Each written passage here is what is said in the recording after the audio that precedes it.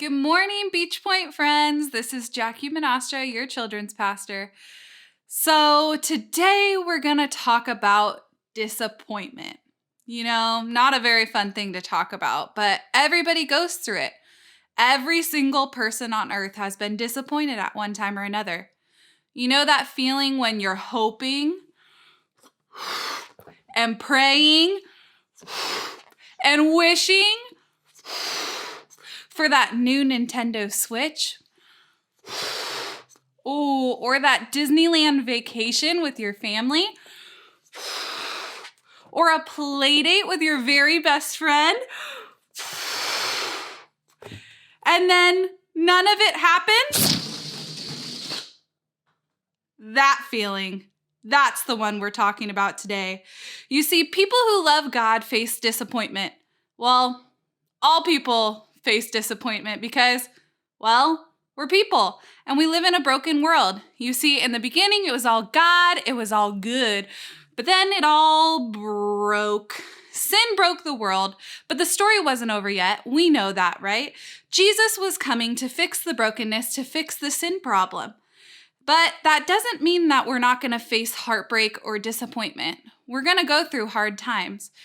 You might be disappointed by when you don't get something you want, when someone's being really mean to you, when someone breaks a promise to you, maybe when your parents say no, or maybe in this season right now, you might be disappointed because you can't go to school, you can't see your friends, and you're stuck in the house all the time.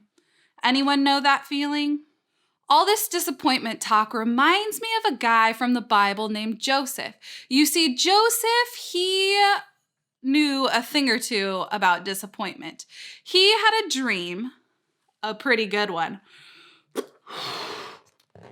He had a dream that one day all of his brothers would bow down to him. That means he would be in charge. Also, Joseph, he was his father's very, very favorite. His dad loved him so much that he gave him a really, really cool coat. But that was just the beginning of the disappointment. Disappointment number 1. Joseph's brothers got extremely jealous of Joseph because Joseph's dad loved him and because Joseph was going to rule over them one day.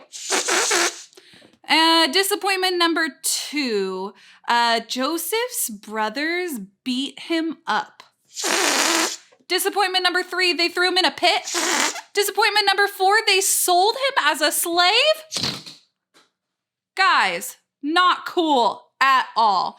Well, you see, that wasn't the end of the story. Joseph was sold as a slave by his brothers, but he went to the land of Egypt. And when he was a slave in the house he was working in, he actually did really, really, really well there.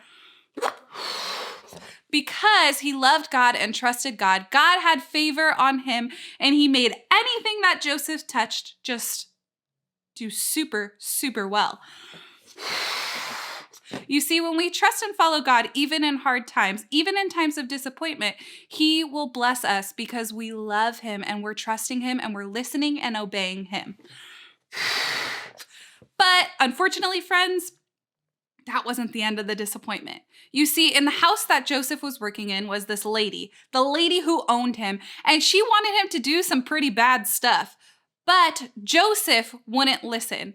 And because Joseph wouldn't listen, she lied to everyone and told them that he did the bad stuff anyways. And it got even worse. Joseph went to jail. He was arrested for the bad things he didn't even do. Just awful. Maybe you feel that way too. Sometimes disappointment just keeps coming and coming and coming and coming. And even though you're trusting God and you're following him, disappointment still happens. Your heart still keeps getting broken. But friends, don't give up. We know that the story isn't over yet. Those who trust and follow God have the joy of knowing that God is with them always. God knows you and loves you and wants to take care of you. He wants to guide you through all of the disappointment. He is there for you. So the story isn't over yet. The story of Joseph continues. Joseph, he was in jail. You remember disappointment after disappointment after disappointment? Well, because Joseph trusted and followed God, God had favor on him even when he was in jail. And the king eventually was having some pretty weird dreams. And nobody could understand what these dreams meant, except for Joseph. Remember in the beginning when I said that Joseph would have dreams and they meant that he was going to be in charge? Well, that was actually God speaking to Joseph through dreams. So Joseph, he had this very special talent of interpreting dreams. So the king, he had all these crazy dreams and nobody knew what in the world they were about except for Joseph. The king brought Joseph to him, and Joseph told the king all about what those crazy dreams meant. And then the king was so happy to finally know what the dreams meant that the king put Joseph in charge of all of Egypt. Friends, that's amazing. And the story isn't even over there. Joseph's brothers eventually came to Joseph and said sorry to him. Isn't that crazy? You see, in the Bible, in Genesis 50, verse 20, it talks about the very, very end of the story of Joseph.